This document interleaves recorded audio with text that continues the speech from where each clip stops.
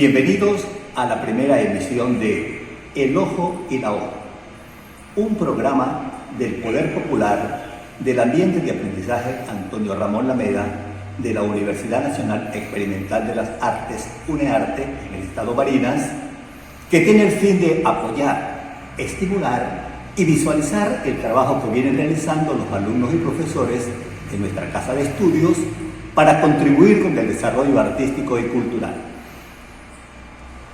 Como se nos ha enseñado, la cultura es inherente al ser humano y abarca todos los elementos materiales y espirituales que se concatenan e interrelacionan mutuamente.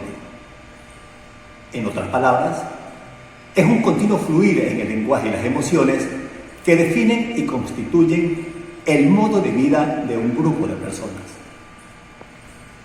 Con este concepto, que entre otras cosas, ha servido para encubrir un sistema de dominación que se manifiesta en toda su intensidad en la modernidad, les invitamos para que juntos nos sumemos al esfuerzo de dar inicio a una serie de actividades de promoción, difusión e investigación de las artes que no se quede simplemente en el conocimiento sensible, sino que trascienda hacia lo inteligible, pero partiendo de nuestra propia esencia, que se convertiría en el punto de quiebre mediante el cual pudiese lograrse el desenganche de un sistema que a todas luces amenaza la existencia.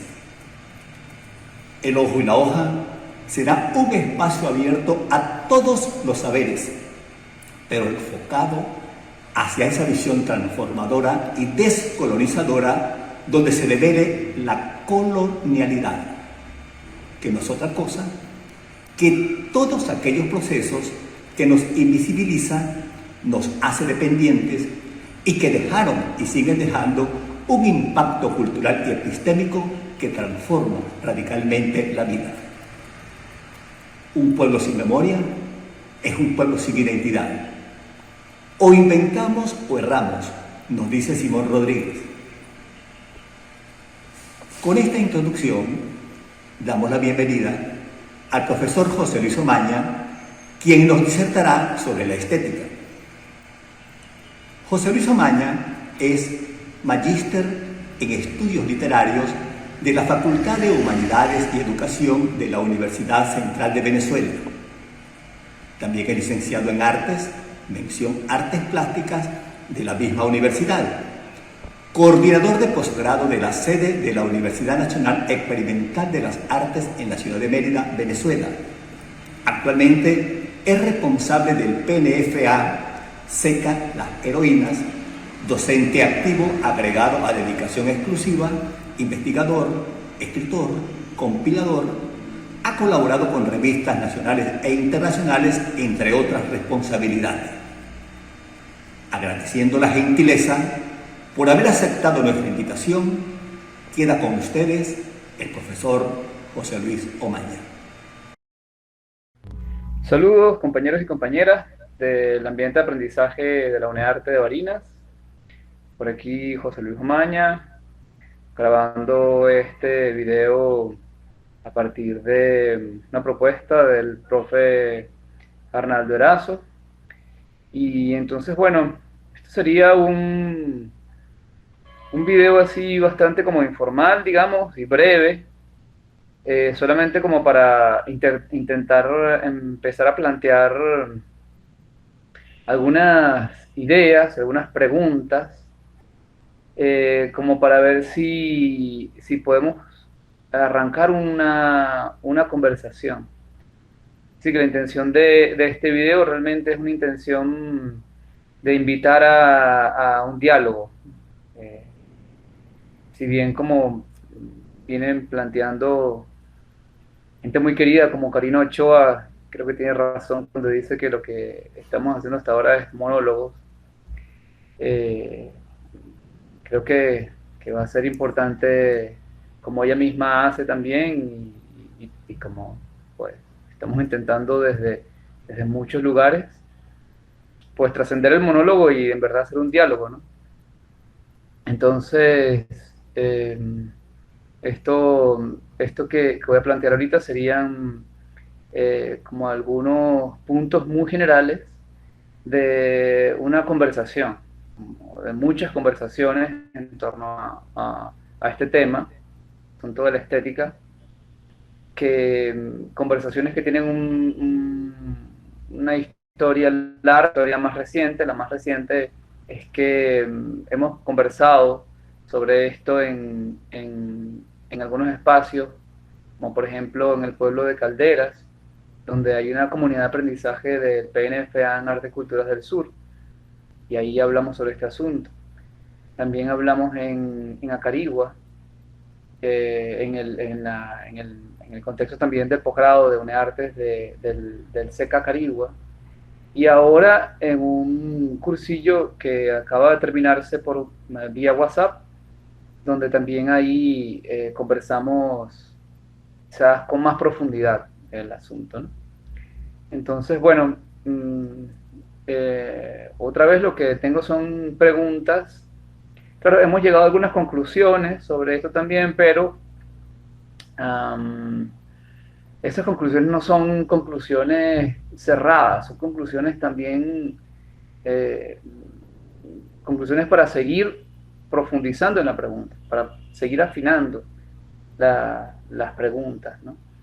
Y la pregunta así primera es, ¿qué es esto de la estética? Como la pregunta básica, ¿no? Y luego, ¿qué es esto? Y luego la otra pregunta es, ¿por qué nos estamos haciendo esta pregunta? ¿Por qué nos preguntamos por la estética? Y ahí entonces otra pregunta sería, bueno, ¿cuáles son las condiciones de posibilidad que nos permiten, que me permiten a mí, en este momento, hacerme esa pregunta y planteármela y planteárnosla? Entonces, bueno, yo quisiera como trabajar con esos tres niveles de duda, ¿no? El nivel como más básico, que es la pregunta por la cuestión, por el asunto de la estética. ¿Qué es la estética? La pregunta. Lo otro, el siguiente momento sería, la siguiente pregunta, la siguiente dimensión de pregunta sería, ¿cómo es posible que me haga esa pregunta, que nos hagamos esa pregunta? Y la tercera dimensión sería, bueno, cuáles son las condiciones de posibilidad que permiten, que permiten la segunda pregunta, ¿no? Que permiten el cómo es posible que nos planteemos la pregunta por la estética, ¿no? Entonces, bueno, lo que quisiera plantear son esas, a partir de esos tres niveles de pregunta, ver si podemos plantear en esos tres niveles los asuntos, digamos, más básicos de esos tres niveles. Entonces, voy a hacer pequeños videos así como de 5 minutos para que la conectividad permita, y la memoria que tengo también en el teléfono y el tipo de teléfono que estoy usando, que es parte de las condiciones de posibilidad de estas preguntas ahora, pues permitan que fluya la cosa. Vamos a ver.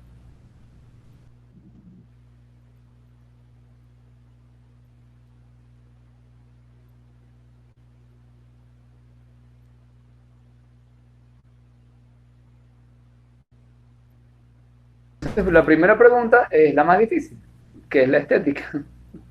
Entonces, esa pregunta, como no la puedo responder así de una, me lleva a la otra, ¿no? ¿Por qué me estoy haciendo esta pregunta? Por la estética, ¿no?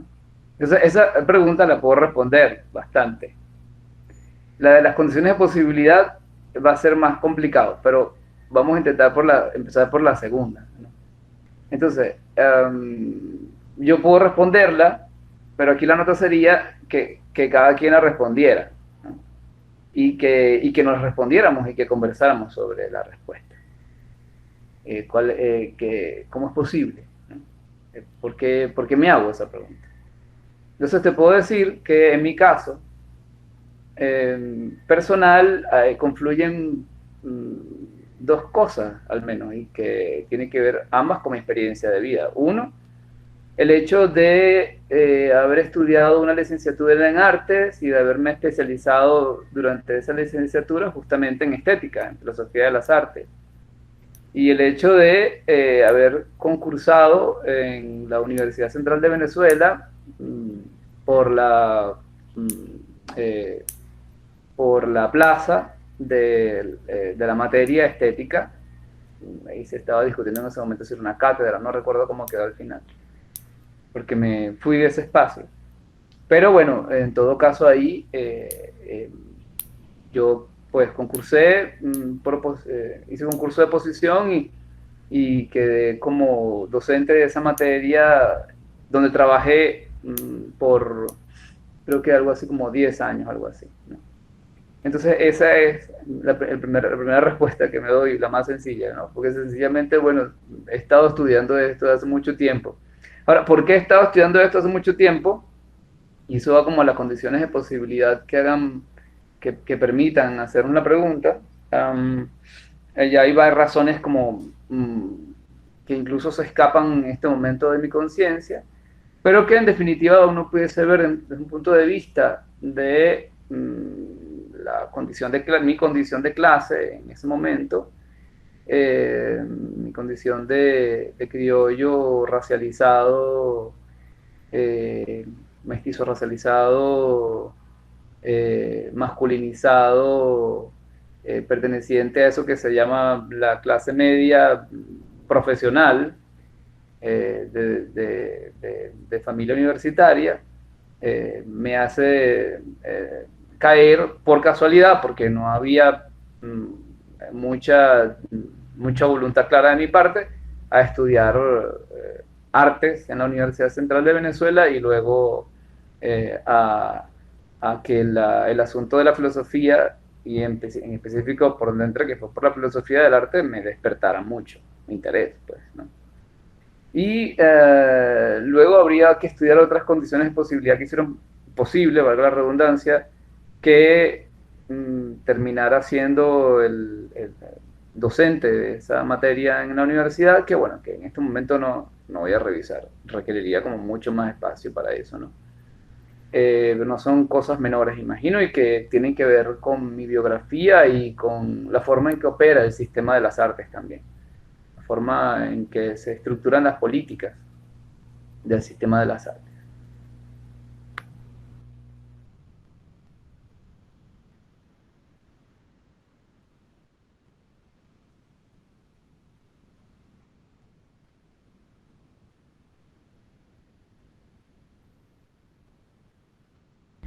Bueno, y a partir de esa experiencia docente, fueron 10 años, además por supuesto, aprender muchísimo de mis profes y eh, profes también de filosofía y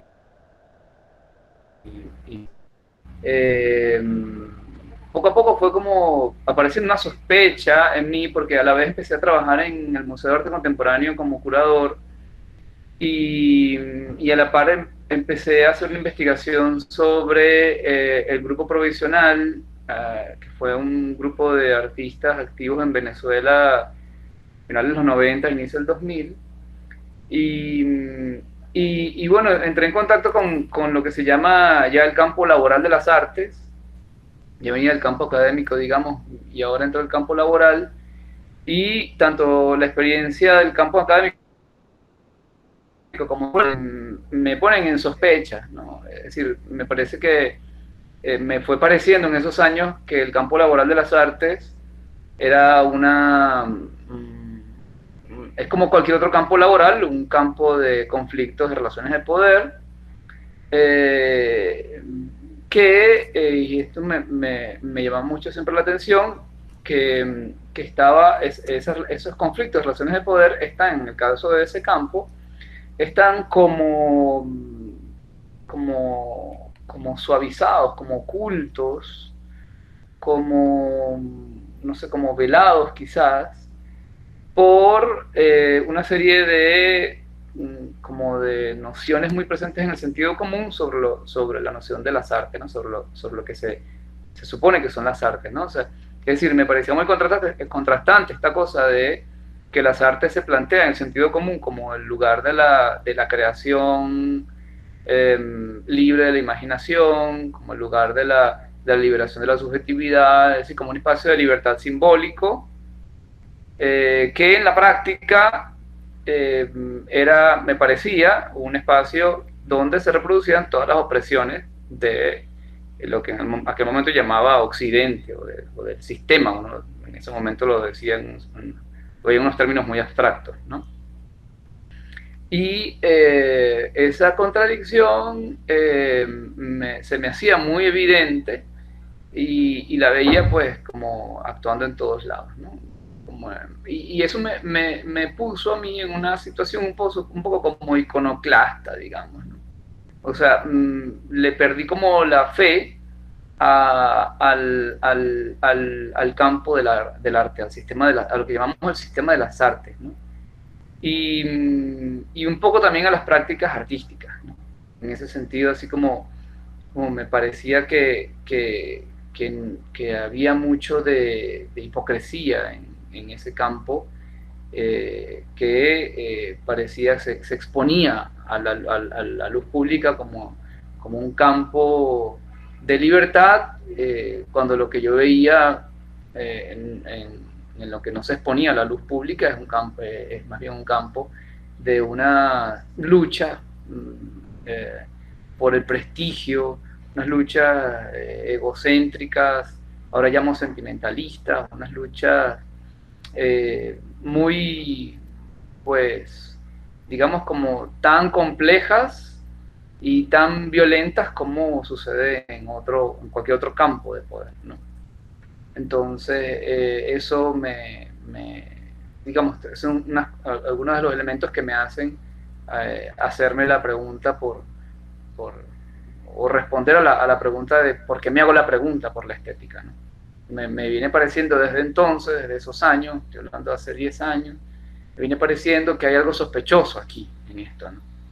Una cosa que no veía bien y que no sé si ahora veo mejor. Creo que veo con un poco más claridad gracias a tantas conversaciones.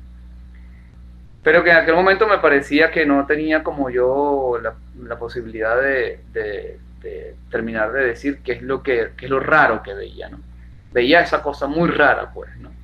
Un terreno muy sospechoso, ¿no? Supuestamente el terreno de la libertad y de la creación, pero lo que ese terreno encubría, o que esa supuesta libertad y esa creación encubría, eran cosas, digamos, políticas, éticas, económicas, profundamente violentas, ¿no?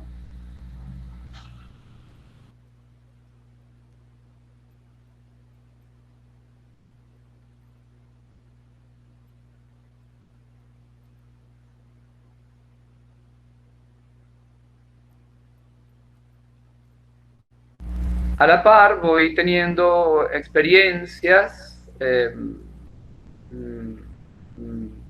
investigación, experiencias de lecturas y de comprensión de textos eh, que, que, que, además del conocimiento del planteo del grupo provisional, que hicieron una revisión de las estructuras de poder del campo del arte utilizando herramientas del campo del arte, como dije ya.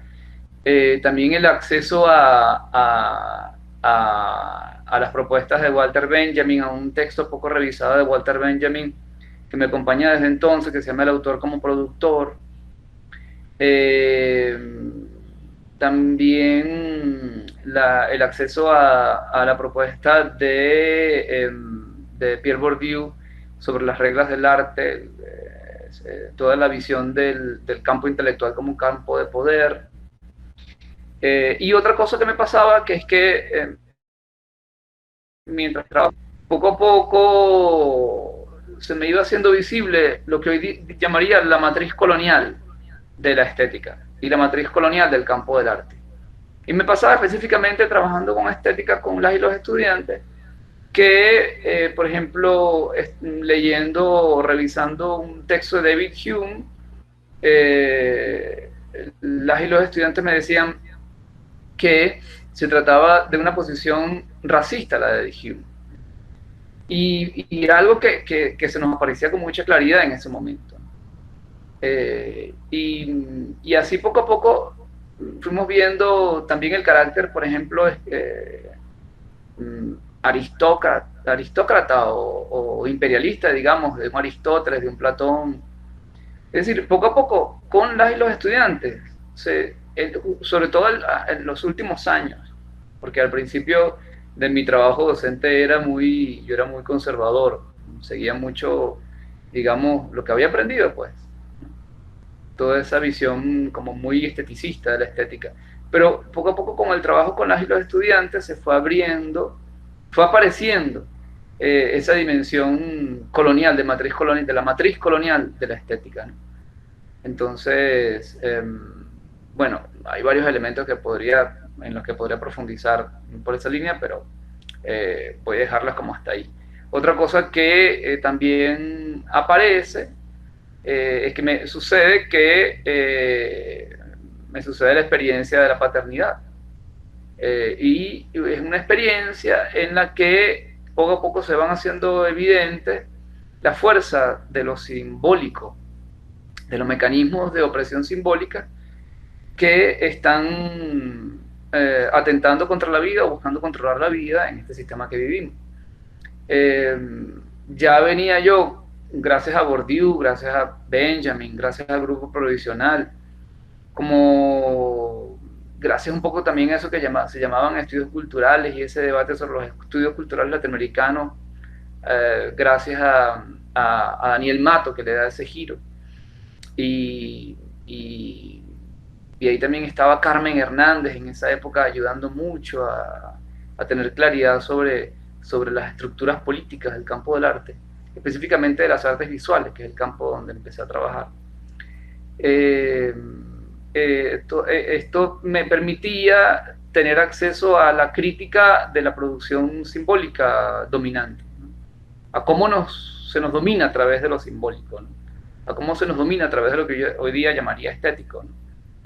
Y la experiencia de la paternidad llevó a mi cuerpo, a nuestro cuerpo, el cuerpo de mi hijo en ese momento y a de mi compañera, me llevó a vivir en la experiencia de nuestros cuerpos esa operación simbólica. De ahí surgió un texto que fue la mezcla de esa experiencia de opresión de lo simbólico en nuestros cuerpos, en el cuerpo de las crías desde que nacen, en los cuerpos de las mujeres, en todo el proceso de gestación, nacimiento, parto, nacimiento, lactancia, esterogestación, ¿no? Cómo hay mecanismos muy sutiles del mundo de lo simbólico que utilizan herramientas de las artes, de lo que llamamos artes nosotros, del campo de las artes, para activar esos mecanismos de opresión. Entonces surge un texto que digo que es una confluencia entre esa experiencia corporal y el acceso a un texto de Ludovico Silva que se llama la plusvalía ideológica, el plusvalor ideológico, la plusvalía ideológica, que quizás sea uno de los textos que más me ha ayudado a ver esto que estamos viendo en este momento, ¿no? Sobre la estética. Y la plusvalía ideológica me hizo ver entonces cómo en el sistema de las artes se presta, y los artistas también, y esos oficios que llamamos artísticos, se prestan para la producción de plusvalor ideológico, que en resumen sería, o para decirlo como en una expresión muy sencilla, sería como la capacidad de extraer energía de vida a partir de la explotación de la psique de la gente. Es decir, cómo el capitalismo ha logrado desarrollar mecanismos simbólicos, indirectos, simbólicos porque son como indirectos, porque son mediáticos, ¿no? Mecanismos simbólicos a través de los cuales el capitalismo se reproduce, es decir, reproduce capital a partir de la explotación del uso, el robo de la energía psíquica de la energía vital humana a través de la explotación de la energía psíquica de la experiencia humana, o sea, de la vitalidad humana, de la corporalidad viviente humana. Pero haciendo énfasis, él hace énfasis, Ludovico Silva, en que se trata de una explotación a nivel psíquico, digamos, una explotación psíquica, ¿no? Sabemos que hoy que esa explotación psíquica no es solamente psíquica, es una explotación también material. Es decir, no solamente simbólica en un sentido metafísico, sino que es también física. Y eso lo vivimos muy fuertemente en los cuerpos, pues, nuestros cuerpos de padres y madres jóvenes, digamos, ¿no? Recién siendo, ¿no? Empezando a tener la experiencia de la paternidad y la maternidad.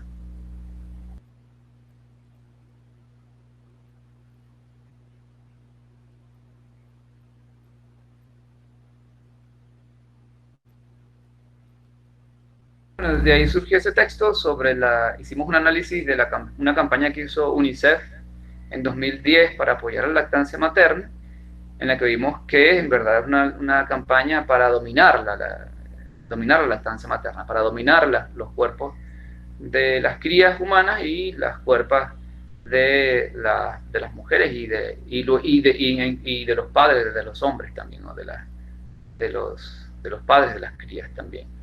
En ese texto hicimos ese análisis y eso también nos llevó luego a sistematizar un poco mejor nuestra sospecha inicial sobre el campo del arte, ¿no?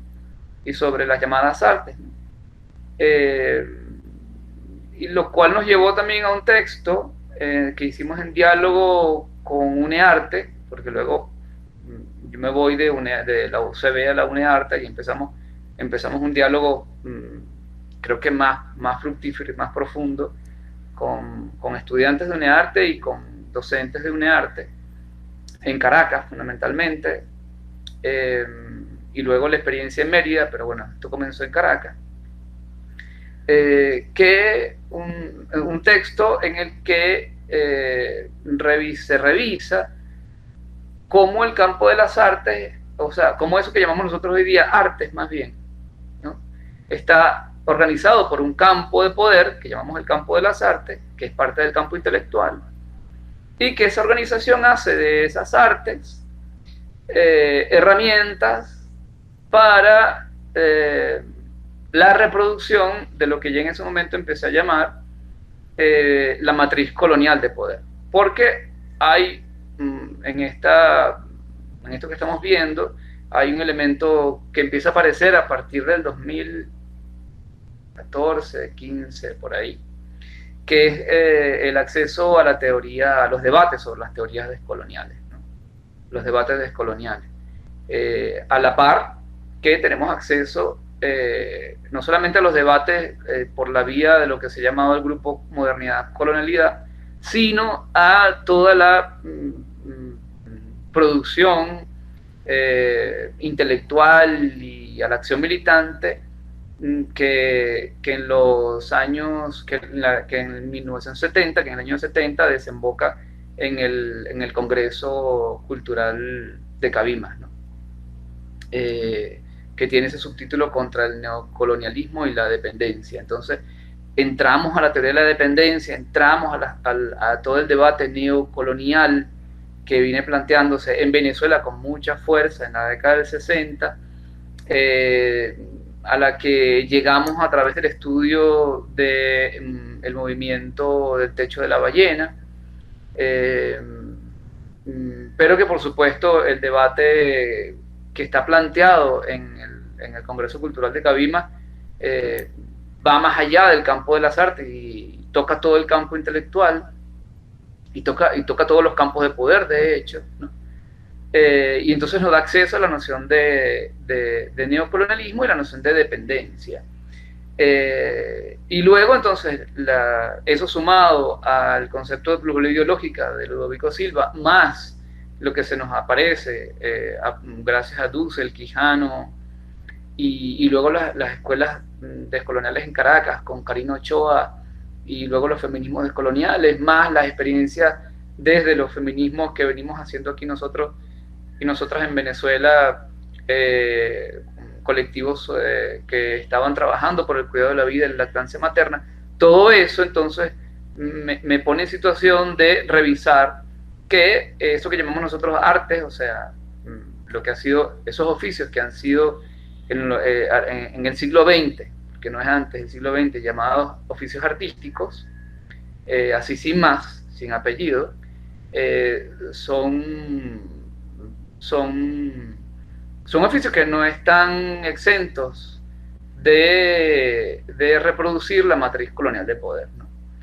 Y entonces ahí vemos, en ese texto, analizamos cómo, por ejemplo, la obra de Leonardo da Vinci y de lo que llamamos el Renacimiento italiano, la obra pictórica, por ejemplo, el trabajo de la pintura de Leonardo y de los renacentistas italianos con él, pero digamos para centrarnos en esa figura tan importante, fue una obra hecha, todas sus condiciones técnicas, todos sus fundamentos técnicos fueron hechos para legitimar, fortalecer, reproducir, darle un espacio de poder espiritual, aunque secularizado, pero espiritual, una nueva forma de espiritualización que está surgiendo. La forma de espiritualización de el nuevo orden, el nuevo sistema mundo, el recién sistema mundo que empieza a gestarse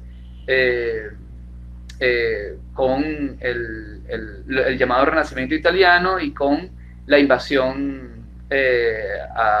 y la conquista de lo que hoy día llamamos América, y todo ese proceso de colonización y conquista que arranca en el siglo XV y luego con fuerza en el XVI en toda la zona sur de lo que hoy día llamamos Europa, es decir, toda la costa del norte, digamos, del Mediterráneo, ¿no? En todo eso que ha explicado Dussel de la necesidad de huida de lo que hoy día llamamos Europa, del cerco, digamos, económico, político, civilizatorio, digamos así, de las civilizaciones, fundamentalmente la musulmana, y digamos como la condición de marginal, de margen, que tenía en ese momento lo que ya llamamos Europa respecto al mundo persa, árabe, africano, chino, ¿no? Frente al cual Europa era un margen, ¿no? Y en ese intento de escapar de esa condición de margen, entonces se lanzan al Atlántico y bueno, viene todo ese proceso de conquista, ¿no? Y todo lo que implica luego todo ese proceso de conquista con el desarrollo del concepto de raza y bueno, y de ahí entonces todo ese proceso que sería como largo explicar ahorita, que pudiésemos hacer una conversa sobre esto. No era mi intención abrir esta línea. Lo que pasa es que uno al abrirla, pues pareciera como que es necesario continuarla, pero voy a dejarla hasta aquí. Bueno, en todo caso, todo ese proceso que hoy día llamamos el proceso de colonialidad, ¿no? de colonización y colonialidad, tal como lo plantea Quijano y luego como se ha revisado por tanta gente, ¿no? Pero bueno, tenemos acceso a toda esa teoría y vemos que entonces lo que está pasando con el Renacimiento italiano y con la obra de Leonardo es que se están creando ahí, a partir del financiamiento de los Medici específicamente, es decir, de los primeros banqueros de lo que hoy día sería Europa, se está los Medici financiando decíamos algo así como la forma la forma imaginaria, la forma simbólica, ¿no? en la que este nuevo poder va a aparecer, ¿no? La forma en que aparece, en que aparece físicamente en el espacio público y en el espacio donde se concentran los poderes, la forma en que aparecen estos nuevos poderes, la forma en que se representan. Esa palabra ahí, una palabra también de estos tiempos, de ese tiempo, ¿no? Que luego se va a fortalecer con el relato cartesiano, pero ahí decíamos, es la manera en que al final Leonardo lo que está haciendo es generar una técnica, toda una técnica en la que se confirma en lo simbólico, en un tipo de producción simbólica que va a adquirir mucho poder y prestigio gracias justamente al apoyo de los Medici, o sea, el apoyo del capital en su momento de primera expansión, digamos, de primera expansión mundial, digamos. Es la manera entonces en que esos capitales, esos capitalistas, esos burgueses, ¿no? Esos señores del poder en emergencia, del poder en emergencia mundial, ¿no? Van a aparecer, ¿no? Van a hacerse visibles. Y ahí veíamos cosas como, por ejemplo, la relación entre el tipo de dominación capitalista que empieza a desarrollarse con los Medici, con los banqueros, esos primeros banqueros, y el desarrollo de una técnica como la perspectiva, por ejemplo, porque habíamos aprendido, eso sí lo habíamos aprendido con Ernst Cassirer, por ejemplo, y hasta con Gombrich, que la perspectiva implicaba, o sea, el desarrollo de la perspectiva renacentista en Leonardo y en otros, pero Leonardo es muy claro, para tomar otra vez ese ejemplo nomás, implicaba que la naturaleza aparecía como cosificada, como objetivada, como de hecho Cassirer habla de la invención de la naturaleza. Es decir, la naturaleza aparece como un otro, como una otredad, como una alteridad que puede ser matematizada, que puede ser reducida a una estructura subjetiva, a una estructura racional humana. Una estructura racional humana. O sea que y esto es una tesis de Cassirer, lo que pasa con Leonardo es lo que luego se va a convertir en sistema filosófico que Leonardo que el ojo, la posibilidad de materializar el espacio. Es lo de Descartes, que pudiésemos ver esto luego. Lo está diciendo ya claramente.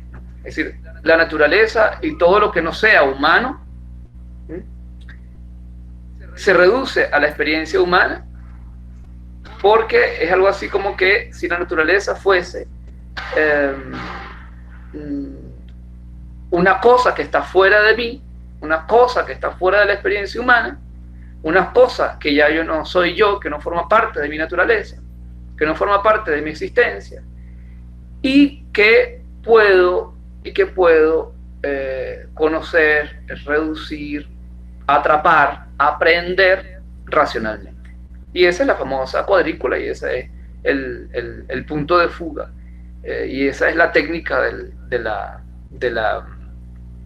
perspectiva. En resumen, obviamente esto es como una cosa cortita que estoy haciendo y veo que el tiempo se me pasó ahí, pero bueno, una cosita más con esto. Otro ejemplo con Leonardo y cómo las artes están desde que empiezan a considerarse el tipo de artes que nosotros hoy día llamamos artes, ¿no? Porque digo esto porque hasta ese periodo, hasta el Renacimiento, la pintura, por ejemplo, no era considerada un arte, por ejemplo. O sea, la noción de arte implica, hay que meterle el ojo, ¿no? Entonces, otro ejemplo ahí rapidito es que aparece también con Leonardo una cosa que no estaba antes, ¿no? Que es la presencia del trazo subjetivo. O sea, la presencia de la huella del genio, aparece la noción de genio, todavía no existe, todavía no planteada de esa forma, se va a plantear así luego en el siglo XVII y XVIII, pero aparece la importancia del trazo y de la subjetividad del artista y de la presencia incluso del artista en la obra. De ahí la presencia de la firma y de los autorretratos, por ejemplo. ¿No? Porque lo que se está legitimando ahí es la posibilidad de que el sujeto humano sea el centro y la subjetividad humana, el egocentrismo, ¿no? Esa subjetividad humana sea el centro del universo. Se plantea un egocentrismo que se universaliza a través de la presencia del trazo subjetivo y del autorretrato. Y por supuesto, esto para confirmar el poder de la subjetividad y del ego centrismo del nuevo poder que está cobrando, concretándose en eso que hoy llamamos Europa, que es el poder de la burguesía. No por casualidad vemos que aparecen los retratos, al mismo tiempo aparecen en el mismo periodo retratos, autorretratos de los artistas para confirmar la importancia del yo, una importancia además del yo en función del dominio de la naturaleza, porque ese autorretrato está apareciendo, está mediado por la técnica de la perspectiva, que ya dije cómo funciona en términos de racionalización egocéntrica, antropocéntrica, androcéntrica del mundo. Y esto permite, esto justifica que aparezca entonces el otro elemento, que es el otro elemento que se representa y para el cual se desarrolla toda esta técnica de representación, que es los burgueses, ¿no? El nuevo poder de los burgueses, ¿no? Que sobre todo uno lo ve muy presente en la imaginería pictórica de los Países Bajos, ¿no? Que no es casual, porque van a ser los que a partir del siglo XVIII y XIX van a capturar el capitalismo, dejando atrás al sur de lo que hoy día llamamos Europa, y entonces generando un nuevo momento de expansión del capital, que justamente va a ser el momento en el que va a aparecer o a terminarse de desarrollar con fuerza las nociones de arte que hoy día tenemos como artes bellas, pero va a ser un momento fundamentalmente de desarrollo de lo que a veces me gusta llamar como el tercer pilar de la subjetividad de la modernidad, ¿no? Está el pilar racional, por un lado, racionalista, por un lado, sistematizado por Descartes, el pilar ético, político, sistematizado entre otros, bueno, por los filósofos de la Ilustración, y que en Rousseau está muy claro, y que en Hobbes, Rousseau, toda esa, digamos, ese equipo filosófico desarrolla para generar la ética burguesa. Y el tercer pilar va a ser el estético, que es el que se va a desarrollar justamente entre los siglos XVII, XVIII y XIX, sobre todo entre el siglo XVIII y XIX, ya con fuerza, desde la obra, al menos de la obra de Wolf, Baumgarten, Kant, luego y Hegel.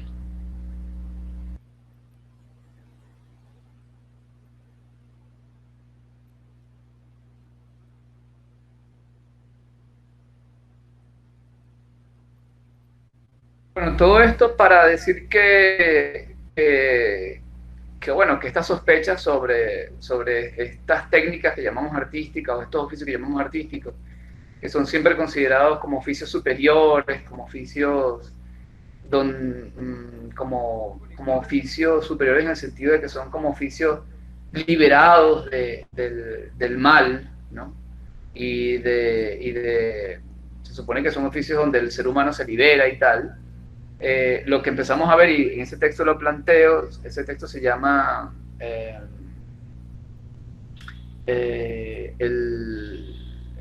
el potencial epistémico y comunitario del arte de la modernidad colonialidad. Que bueno, esos textos, estos que estoy nombrando, se los comparto también. En ese texto, ahí planteamos, mira, bueno, evidentemente esto que se nos presenta en el sentido común y que se nos vende así como de que las artes son el espacio de la libertad humana, pues como que no tanto, ahí hay como unos elementicos ahí que no liberan a las técnicas artísticas o que llamamos artísticas de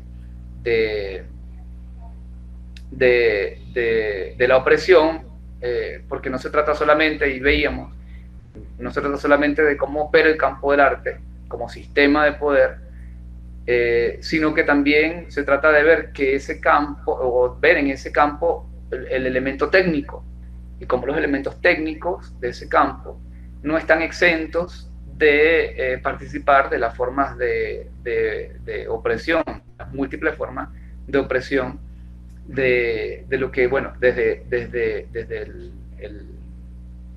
el contacto con las teorías descoloniales estamos llamando las formas de opresión, las múltiples formas de opresión del proyecto civilizatorio de la modernidad y del proyecto civilizatorio moderno y colonial.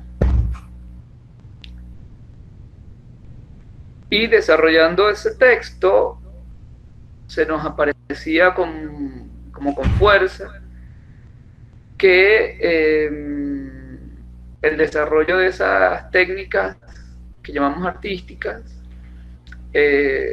desembocan y al mismo tiempo están como a la par que se generan, digo, esas formas de opresión del campo de las artes, que al mismo tiempo son formas de opresión a lo interno del campo, ¿no? O sea, no solamente vimos que las artes están operando, pueden operar, eso que llamamos arte, pueden estar operando, fortaleciendo las formas de opresión, sino que al mismo tiempo a lo interno del campo generan también unas dinámicas de opresión que hoy día vemos como de sexualización, racialización y de empobrecimiento extremadamente crueles con las y los actores del campo de las artes, que al final son como victimarios de este proceso de producción de formas de opresión a través de mecanismos que se supone que son, o que aparecen como si fuesen mecanismos de liberación humana, ¿no? pero que vemos que eso funciona como una ideología, es decir, como una ideología en el sentido de falsos asuntos que se nos aparecen como reales, como si fuesen realidad, ¿no? Y que el campo del arte sufre especialmente de ese proceso de ideologización, ¿no? Pareciera que se promete y se reproduce y se produce y se autoproduce como un campo de absoluta libertad, y no niego, obviamente no se niega que haya experiencias de liberación a través de esas herramientas que hoy día llamamos artísticas, pero lo que sucede es que bajo ese ideológico ante ese ideológico manto de supuesta absoluta libertad, se subyacen, no muy por debajito, formas de opresión que están completamente invisibilizadas en ese manto ideológico. Entonces ahí eso nos llevaba a ver otra cosa. Nos llevaba a ver que son las y los artistas, decíamos ahí, como las primeras víctimas del sistema de opresión. Porque hay como, veíamos que el sistema de las artes es, y eso lo vemos desde la experiencia docente con mucha fuerza. La experiencia docente en UNEARTE, por ejemplo, es aún más fuerte que en la UCB, que en la Universidad Central.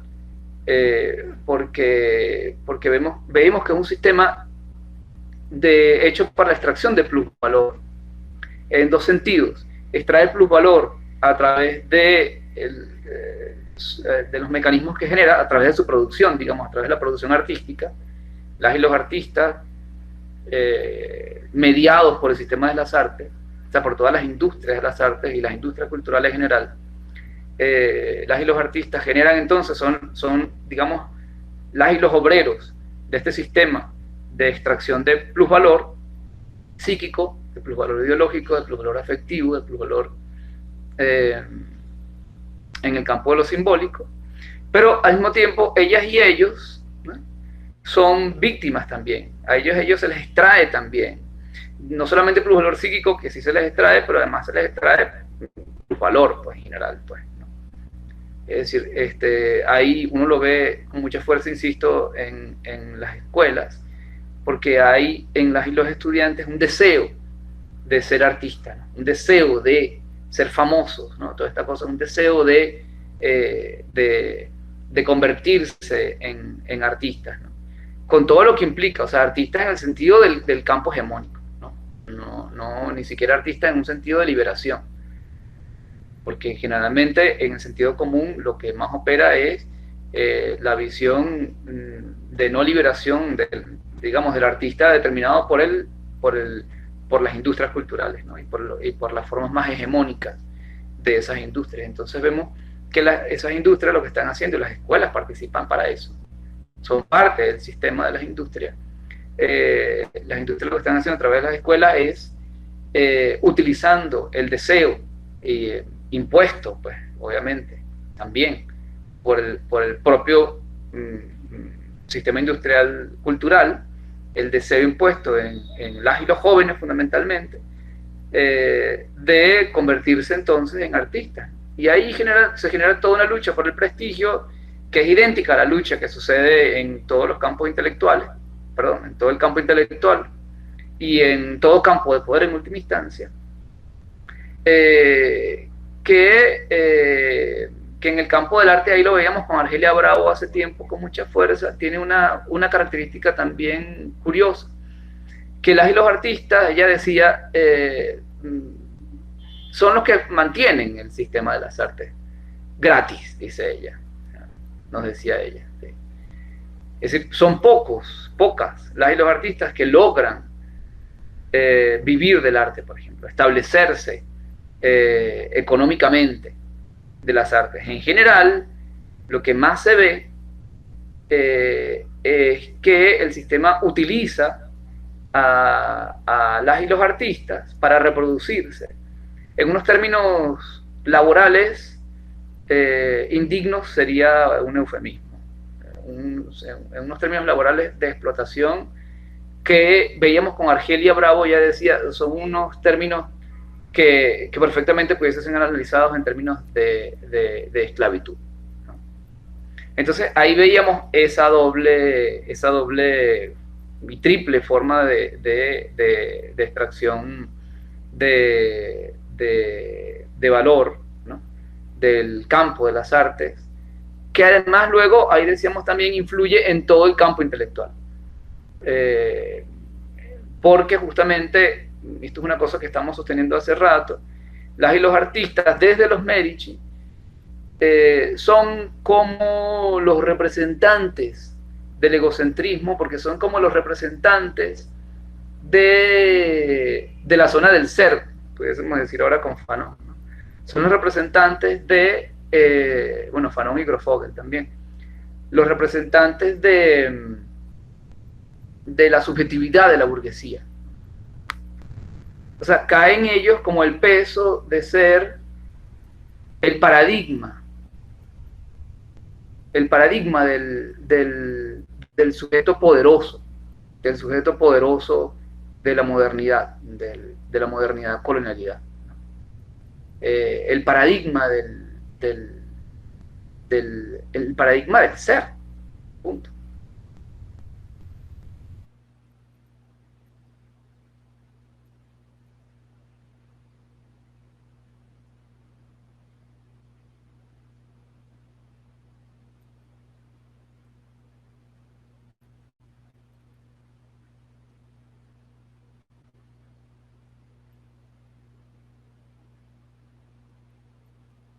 Bueno, y todo esto nos lleva a ver entonces que la estética es como... ahí nos hacemos la pregunta, pues, ¿no? ¿Cómo opera la estética para justificar todo esto, ¿no? En tanto filosofía de las artes, ¿no? Y esta pregunta está atada a otra. ¿Te acuerdas que al principio te hablé de 3 niveles del preguntar que estoy planteando? Y está ese tercer nivel de las condiciones de posibilidad que nos permitan hacernos esta pregunta. Entonces, ese tercer nivel pasa por lo que estamos viviendo en este momento en el planeta y en Venezuela. Y en Venezuela con mucha fuerza. O sea, pasa desde, en mi caso, desde la experiencia de la paternidad, y que es cuando voy cobrando conciencia de cómo hay como mecanismos estéticos que están operando para sabotear nuestra posibilidad de existir bien, nuestra posibilidad de existir con plenitud vital. Y luego viene toda la experiencia de los últimos años de la crisis, de la guerra económica en Venezuela y de la guerra contra el pueblo en Venezuela, contra el pueblo empobrecido en Venezuela, racializado y sexualizado en Venezuela.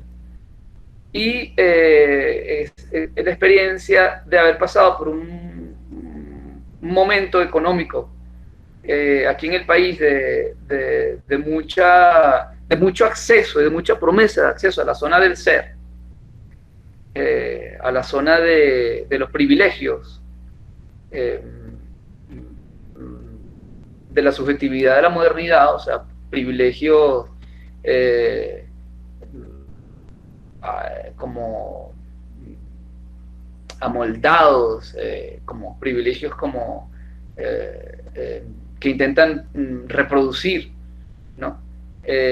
Los privilegios nor, euro, blancos, cristianos, de la modernidad a partir, me parece a mí con mucha fuerza, de la revolución romántica, ¿no? Toda esta cosa de ser propietario, letrado, masculinizado, es decir, la sarta de privilegios que nos impone la modernidad, o que la modernidad se impone a sí misma y nos exige, y nos impone como patrón de poder, como criterio de existencia y de humanidad, como plantea Quijano y tantos otros, ¿no?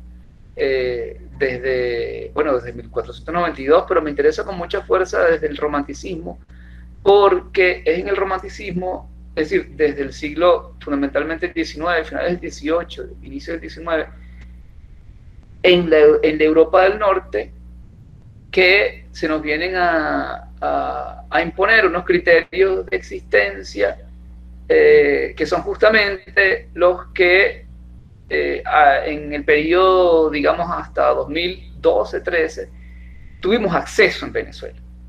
O sea, en Venezuela tuvimos acceso a eso que Gross-Fogel a partir de Fanon llama la zona del ser.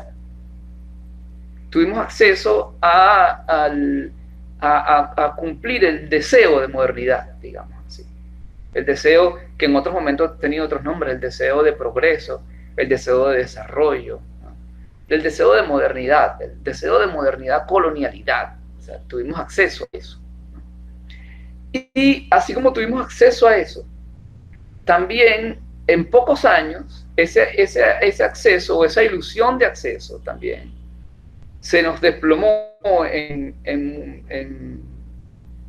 nada. Se nos desplomó en múltiples escombros que hicieron visible millones de cosas. Hicieron visible la ilusoriedad de esos accesos para nosotros, que hicieron visible nuestra condición de dependencia, de neocolonialismo, de colonialismo, de colonialidad, de sexualización, de racialización, de cristianización, en el sentido en que se empieza a plantear desde el Concilio de Nicea esa palabra.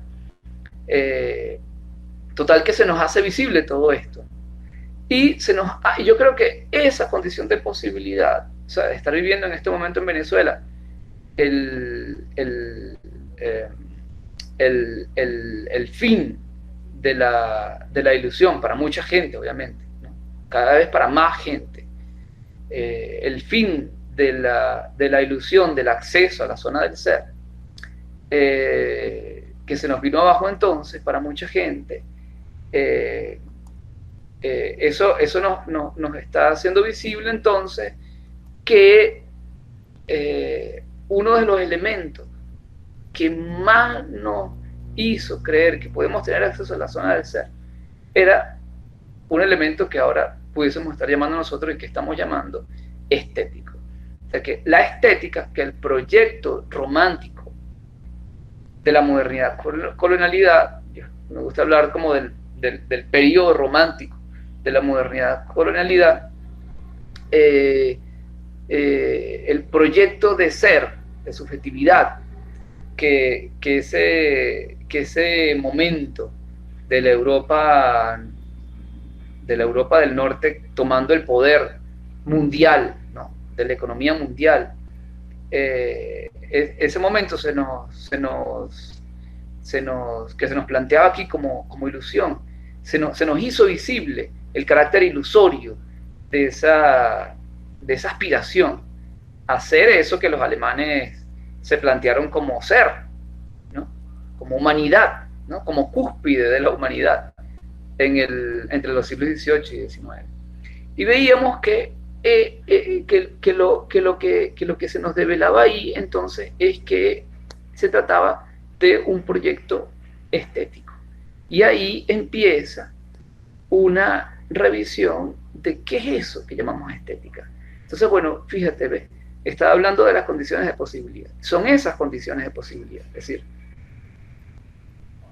que nuestra actual situación, primero, la sumatoria de nuestra situación de una subjetividad rentista petrolera, que llegó a un clímax de inclusión, esa palabra ahí es clave, de inclusión social en el sistema mundo moderno colonial y en la aspiración al ser. Desde el 2008, 2005, 6, 7, 8 hasta el 2012, con mucha fuerza, que nos llevó a una cúspide de esa ilusión de ser, pero que luego nos quitan así como el mantel, ¡pah!, nos quitan el mantel de una, nos hace visible, es lo que puede en nosotros, ¿no?, digamos, la condición de posibilidad de la pregunta por la estética. Y ahora, desde este lugar de enunciación, nos preguntamos, ¿qué es eso que está funcionando con tanta fuerza ahí entre nosotras y nosotros? ¿Qué es esa aspiración a ser, ¿no?, que de pronto podemos ver porque ya no está de golpe, ¿no?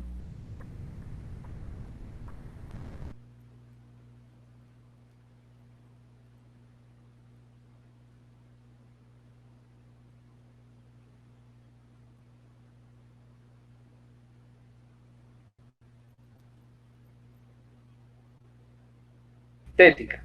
Tenemos claro, lo que está pasando aquí es que se nos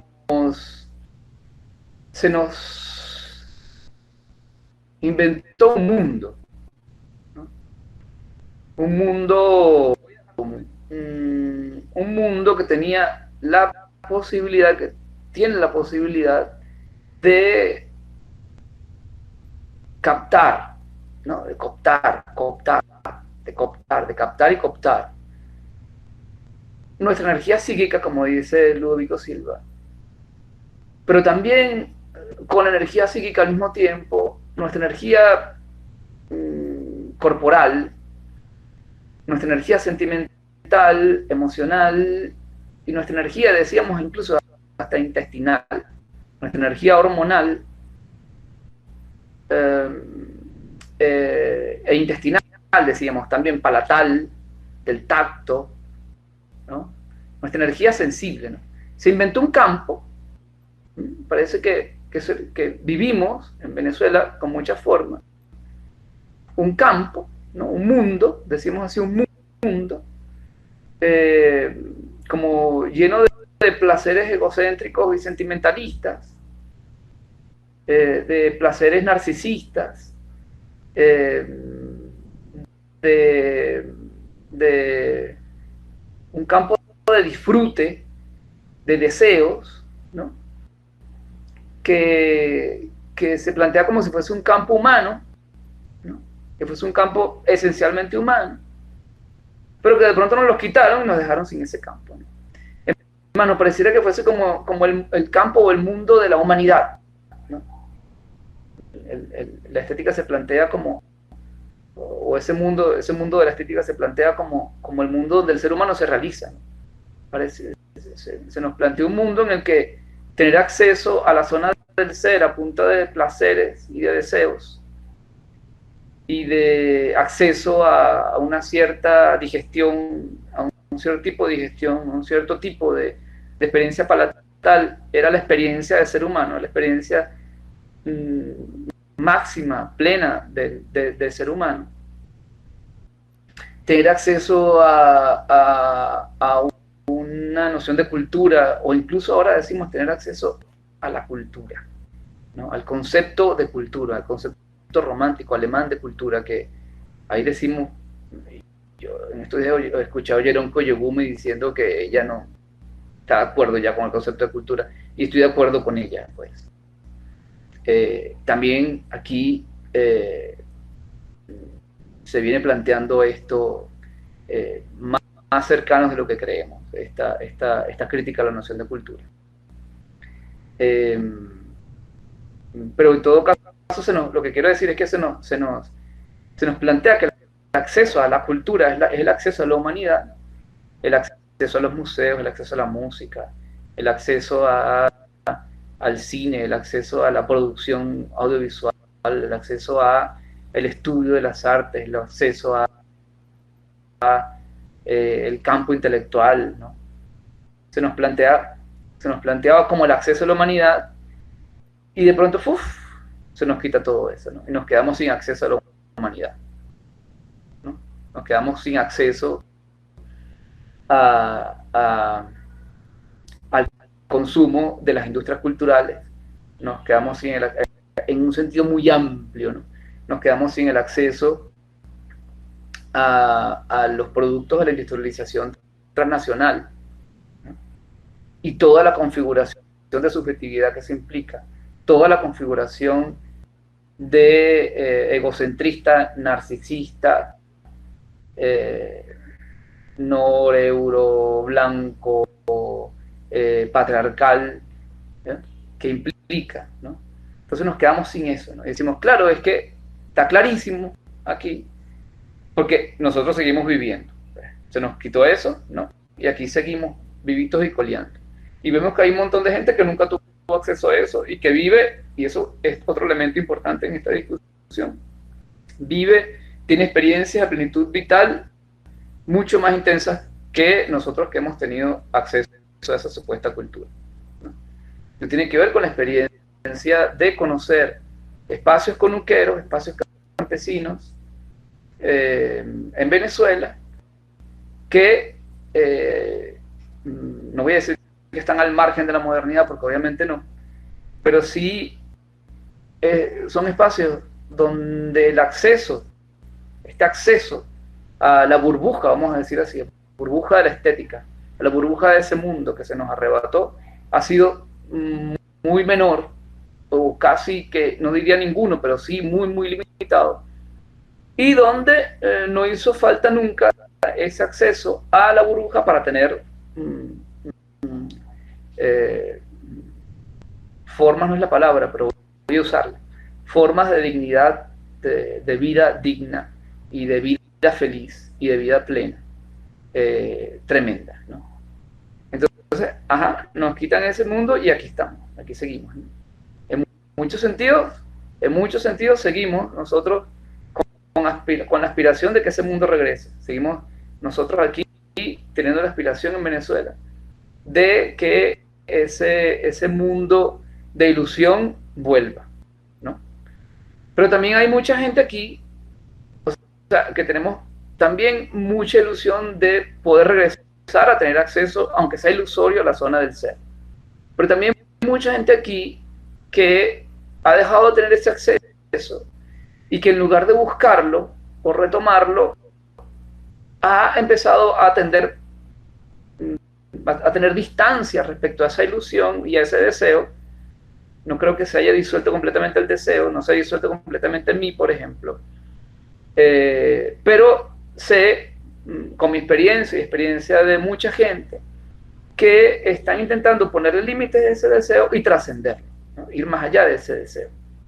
Entonces, ahí es que nos dábamos cuenta y decíamos, bueno, así como se nos generó ese campo a nosotros, se le generó a toda la experiencia humana, a toda la especie humana.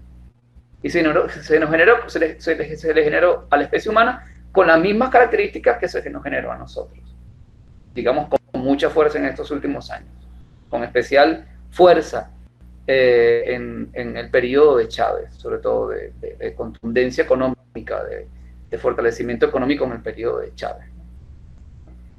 En el periodo, digamos, entre el 2006, 2008, voy a decir entre 2006 y 2012 para poner una fecha, digamos, usar unos tiempos ahí, ¿no? No digo que haya sido una experiencia que solamente de ese momento, pero en ese momento fue masiva, pues, ¿no? Y entonces, hay, insisto, mucha gente intentando tener una distancia con eso. Y desde esa distancia vemos, mira, pues se nos genera ese campo. Y ese mismo campo decimos que ese campo es un campo generado, ¿no? Y le pusimos el nombre. Y decimos, eso es un campo, es el propio campo de la estética, ¿no? Ese campo se llama estético, ¿no?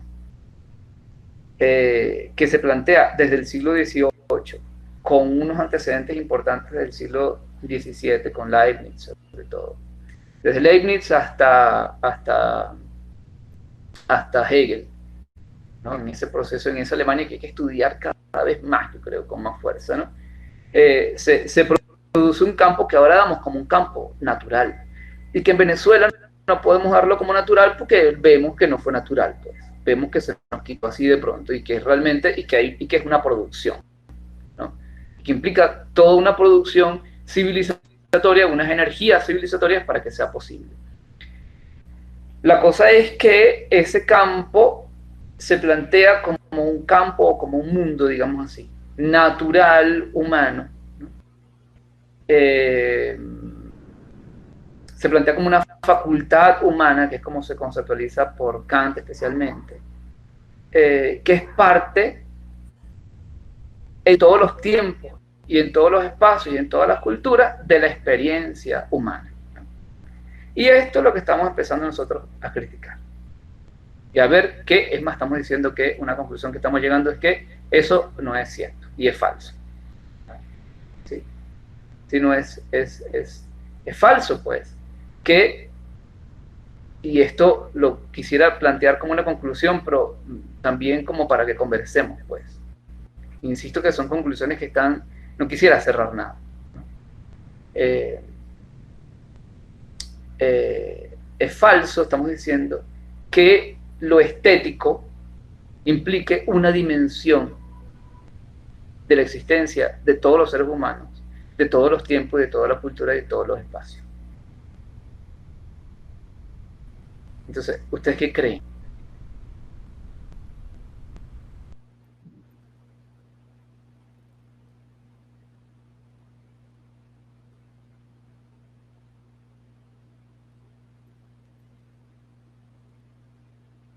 Bueno, voy a dejar solamente algunas pistas y cosas que hemos encontrado para no clausurar la conversa.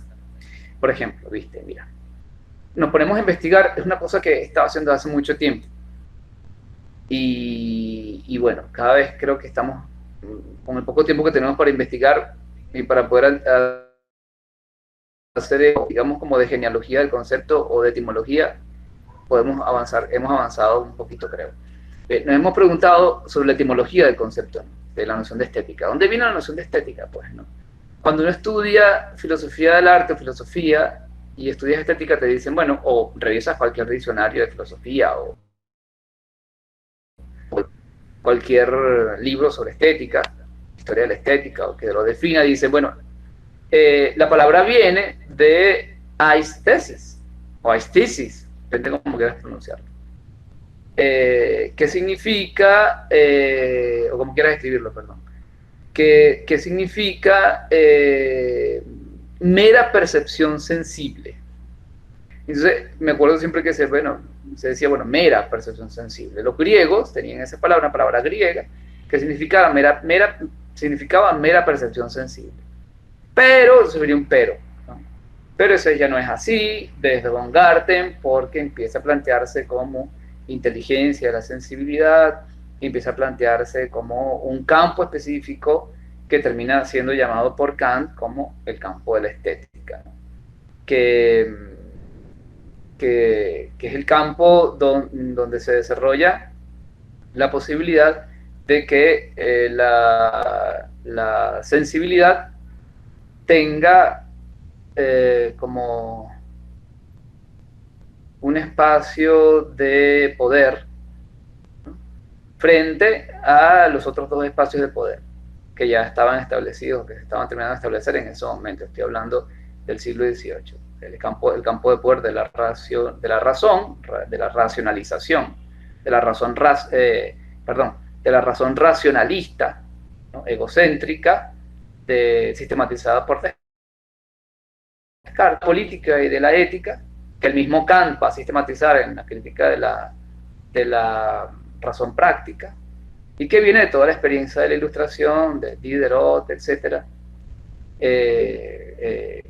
que hacen posible el derecho burgués, ¿no?, en última instancia. Que viene obviamente de Maquiavelo, etc., ¿no? Entonces, eso se nos dice, ¿no? Viene de ahí, pero eso se transformó. Eso ya no es así. Ahora no solamente es percepción sensible, sino que es inteligencia de la sensibilidad, ¿no? Una forma de estar en el mundo. La estética es una facultad humana, dice después Kant. La facultad que permite, que es diferente de la razón y de la ética. Esta es la facultad que permite dar cuenta. Para Kant es interesante porque dice, me parece Kant que es clave, o sea, me parece más importante ahí para poder entender esto, que es la que da cuenta de, como que algo así como de la profunda y esencial condición de libertad de las otras dos facultades, de la facultad de pensar y de la facultad de juzgar el bien y el mal. Es lo que hace posible, es lo que hace evidencia, lo que hace evidente que la razón y la ética que desarrolla la modernidad están basadas en ese principio que es tan importante para la modernidad, que es el concepto de libertad. De libertad de quien piensa o de quien actúe.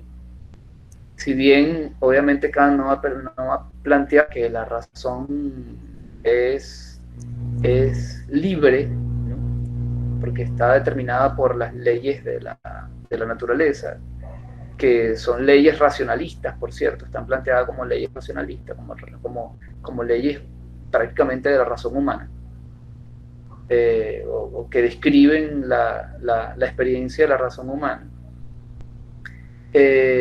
Kant va a decir, bueno, pero el que piensa, el que juzga, el que juzga la verdad, que es el que piensa supuestamente, va a actuar libremente. Su fundamento de actuación, la actuación del juicio, es la libertad pura.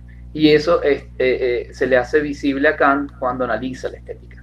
Dice, es que en el juicio estético, en eso que empieza a llamarse juicio estético, es donde se hace evidencia, donde se hace evidente, el carácter libre de la facultad de razonar y de la facultad de juzgar el bien y el mal. Esto obviamente entiendo que necesita como un seminario. Estoy prometiendo un seminario de esto, no sé, hace mucho tiempo con mucha gente, pero bueno, que es lo que iba. Se me fueron muchos minutos hablando de esto. Solamente como para dejar una pista, decía, ¿no? Entonces la etimología, te dicen eso, pero vamos a los griegos. Y resulta, profundizamos, hay un par de textos ahí que nos han permitido ver esto. Profundizando vemos que para los griegos, aistesis significa percepción percepción sensible solamente desde Platón. Y digamos que Platón es como uno de los griegos más jovencitos, digamos así. Esto, un paréntesis ahí importante. En esta búsqueda de la etimología, a donde uno llega cuando revisa los diccionarios etimológicos, que significa el origen, la genealogía de las palabras, uno busca estética y dice, estética viene del griego aesthesis. Yo he buscado mucho tiempo diccionarios de etimología griego, de la lengua griega antigua, y hasta donde se llega, dice, bueno, aesthesis viene tiene raíz indoeuropea, y se hace la descripción de los, ¿cómo es que se dice eso en lingüística? Se me olvida, de aquello que compone la palabra, pues, ¿no? No me acuerdo, de los fonemas, pero de los elementos que componen la palabra, voy a decirlo de esa forma. Por favor, un lingüista que me ayude. Entonces, hasta ahí llega, pues. Aesthesis del indoeuropeo, tal, ¿no? Listo, ¿no? Se descompone fonéticamente la palabra y dice, esto es indoeuropeo, más nada, ¿no? Eso, wow, ya, después que entramos, esto siempre me pareció sospechoso, pero una vez que entramos en contacto con el debate descolonial, con la historización, con la historia, el tipo de historia, la historiografía que genera Dussel, sobre Grecia, y luego también la historiografía que hace Martín Bernal en Atenea Negra de Grecia, nos pone extremadamente en sospecha. Luego conseguimos a un filósofo que se llama Molefi Kate Asant, que es un panafricanista que vive en Estados Unidos, que él dice, mira, ¿sabe qué pasa? Es que ninguna de las palabras griegas son griegas. Esto también lo dice Martín Bernal y Dussel de alguna forma también, ¿no? Porque Grecia era lo que llamamos Grecia nosotros hoy día, era en principio una colonia egipcia. Es una colonia egipcia, y todos los griegos, eso lo vemos en todos los registros de los griegos, de todos estos filósofos griegos, incluso en los presocráticos, dicen, todos fueron a estudiar a Egipto, todos fueron a estudiar a Egipto, ¿no? Entonces Molefi Kate Asant dice, hemos visto que la palabra Sofía, donde viene la palabra filosofía, no es griega, es africana. Y entonces dice de dónde es, y ahí les puedo compartir el texto donde Molefi Kate Asant hace la revisión etimológica, ¿no? de esa palabra. Decimos, y con Dussel y Martín Bernal, que dicen, mira, todo eso es africano, lo que pasa, o asiático. Lo que pasa es que esta gente, primero los mismos griegos en su periodo helenístico, que va sobre todo el periodo aristotélico, ellos cierran la puerta a ese pasado, se clausuran ellos mismos, rompen, se desconectan, dice Dussel, desconectan la computadora, dice Dussel, de su origen. Pero además luego están los alemanes en el siglo XVIII, que es justamente cuando surge la estética, la noción de estética, los alemanes generando en eso que llama Martín Bernal el modelo ario, generando el concepto de antigüedad, ¿no? Y generando el mito indoeuropeo de Grecia, como si Grecia fuese, que esto es lo que implica el modelo ario de la historiografía de la Grecia helenística y prehelenística, ¿no? Que supuestamente esa Grecia es de origen indoeuropeo, ¿no? O sea, se niega el origen africano de Grecia, el origen negro de Atenea, ¿no? Como dice Martín Bernal, ¿no? Y se privilegia solamente, o se habla solamente de ese origen indoeuropeo. Entonces, con esas sospechas, ¿no? Esas sospechas nos permitieron ir empezar a pensar entonces que la palabra estética no es indoeuropea, pues, ¿no? Ahí nos quedamos en esa búsqueda, pero luego vemos que el concepto de estética como percepción sensible, que es el concepto que más toman, que el único que toman los alemanes en el siglo XVIII para redefinir la estética, realmente yo estoy diciendo para crear la estética, ¿no? Como la conocemos hoy día, ¿no? Porque antes no existía la estética, este es el punto, ¿no? Existía la palabra, pero se utilizaba de una forma muy distinta como empiezan a utilizarla los alemanes, como concepto, como categoría, ¿no? Tampoco significa, solamente en ese momento griego que los alemanes tanto citan, tampoco significa percepción sensible.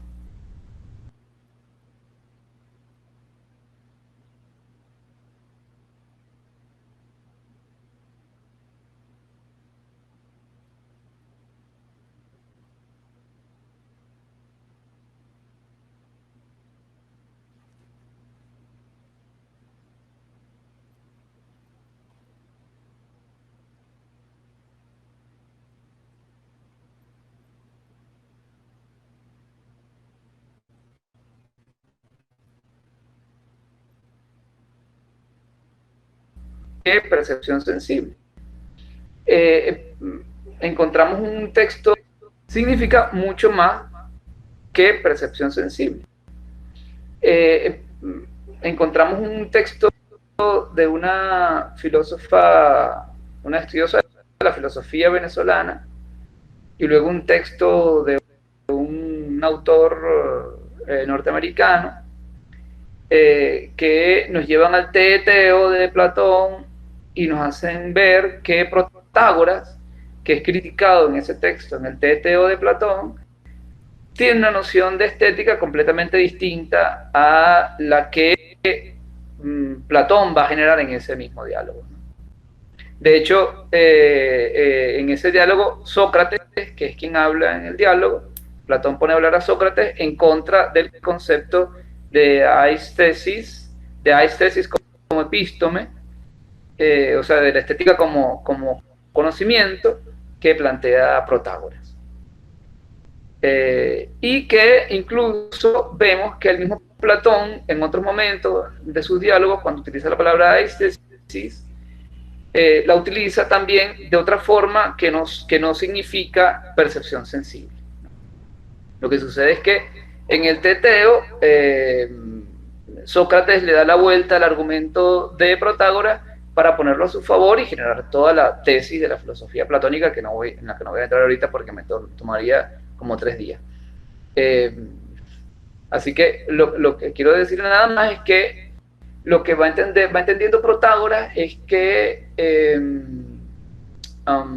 aistesis, o sea, esto que entiende Protágoras, que insisto, también Platón utiliza en otro momento y que nos hace pensar que puede ser, quizás, podría haber sido la manera en que los griegos populares, ¿no?, utilizaban la palabra, significaba no percepción sensible, sino significaba darse cuenta de algo.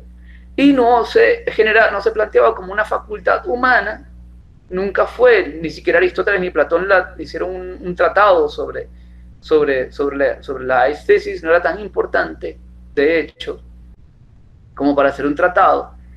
Cuando empieza a trabajarse más la aistesis es en el periodo aristotélico y posaristotélico, cuando empiezan los estudios de botánica, por ejemplo, entre los griegos y los latinos, pero tú no encuentras en Platón un tratado sobre aistesis, por ejemplo, ¿no? Porque la palabra no era una palabra tan importante como empezar a hacer para los alemanes, porque lo que estamos viendo es que para los griegos más bien era la descripción de una cualidad de acciones humanas. Y pudiésemos decirlo, estamos diciendo ahí, una cualidad de cualquier acción humana. Tanto la acción de sentir o de percibir con los sentidos, como la acción de transformar la naturaleza, por ejemplo, a través de técnicas, o sea, la acción de trabajar, la acción poética, la acción de hacer una mesa o de hacer una tragedia, ¿no? o la acción de gobernar, es decir, estaba en cualquier acción, en cualquier arte, en cualquier técnica, ¿no? Y daba cuenta de una cualidad de esa acción, la cualidad de darnos cuenta, ¿no? De lo que va apareciendo en el proceso de ejecución de esa acción o de esas acciones, ¿no? Entonces, como que el artesano, por ejemplo, el carpintero, mientras va haciendo la mesa,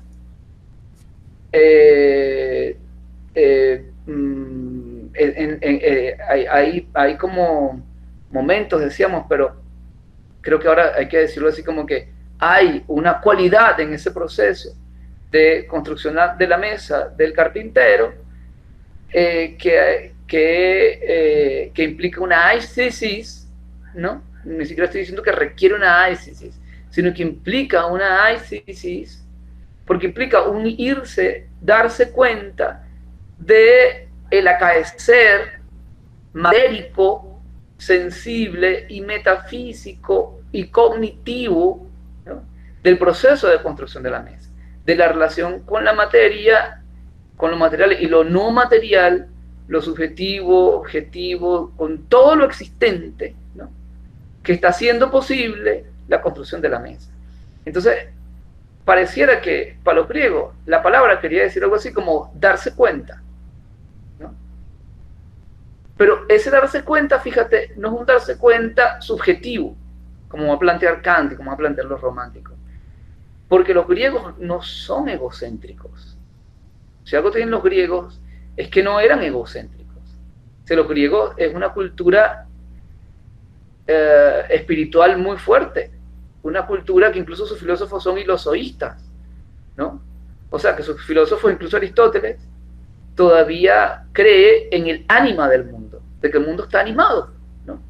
Entonces, ese irse a darse cuenta, esa aistesis, no era una posibilidad subjetiva, sino que era una posibilidad epifánica, o sea, una posibilidad de puesta por aquello que nos sobrepasa como seres humanos.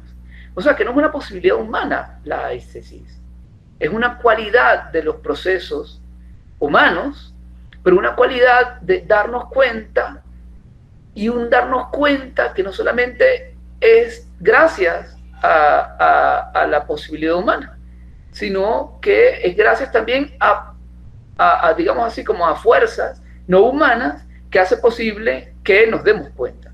O sea que aistesis tendría entonces mucho que ver en un sentido de revelación, ¿no? En un sentido de lo que se nos aparece como posible, no solamente de lo que podemos nosotros percibir, sino de lo que se nos ofrece como perceptible también, ¿no? Sí, porque implica esto un concepto de percepción que no es subjetivo, ¿no? Un concepto de percepción en el que hay otros poderes y no solamente humanos actuando ahí.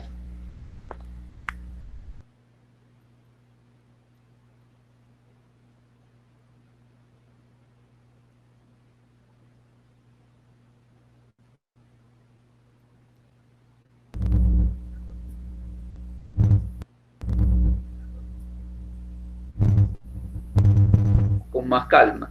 Para terminarlo aquí, la pregunta que nos hacemos entonces, si esto es así, ¿por qué los alemanes toman este vocablo griego, lo sacan de su contexto, que también vocablo que también fue utilizado por los latinos, por cierto? Es decir, hasta por los monjes medievales fue utilizado, de otra forma completamente diferente que los alemanes. ¿Por qué toman ese vocablo griego? Se quedan con la partecita que les interesa de Platón, de percepción sensible, y de ahí generan toda una estructura, ¿no? Un campo, un mundo de poder que implica una supuesta facultad humana, la existencia de una supuesta esencia humana, estética, facultad humana estética. Y desde entonces empezamos a decir que eso existe y que eso es así, que es natural para todos los pueblos, en todos los tiempos, en todos los espacios. Lo que nos viene pasando es que, como nos quitaron el mantel de la mesa de pronto, así, como un mago, y la mesa se quedó sin mantel, ¿no? Y vemos que la mesa sigue ahí, bien, pues, ¿no? Están las cosas ahí, no se han caído, no todas se han caído, ¿sí? Vemos que podemos vivir sin el mantel, podemos decir, entonces puede ser que ese mantel se ha producido, ¿no? Y así como vemos eso, una vez que le quitamos el mantel alemán al concepto de estética, vemos que no es necesariamente una tal dimensión humana trascendental, esencial, de toda la especie, en todos los tiempos, en todos los espacios. Vemos que hay algunos elementos ahí de producción, algunos esfuerzos de producción de ese concepto que viene, no por casualidad, y ahí viene la sospecha de Escolena con mucha fuerza, que viene de un momento en el que eso que llamamos Europa está terminando de consolidarse, está mudándose su poder del sur al norte, está emergiendo eso que llamamos la industrialización, se está globalizando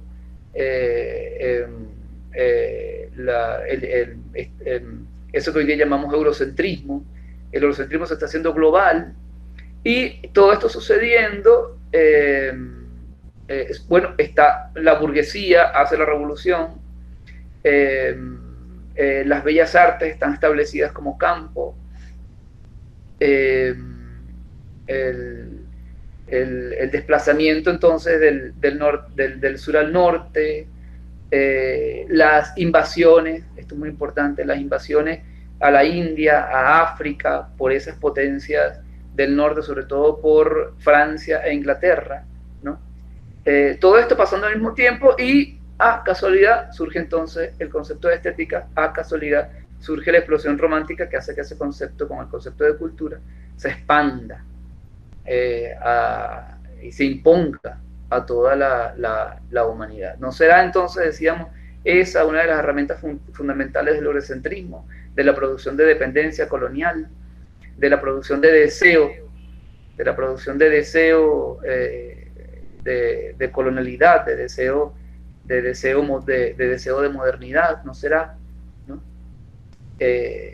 Porque además es un momento en el que los alemanes empiezan a establecer un poder muy particular, que es el poder, digamos, ejercido por los hermanos Humboldt y por Hegel desde la Universidad de Berlín, que es el poder del capital simbólico que llamaría Bourdieu, ¿no?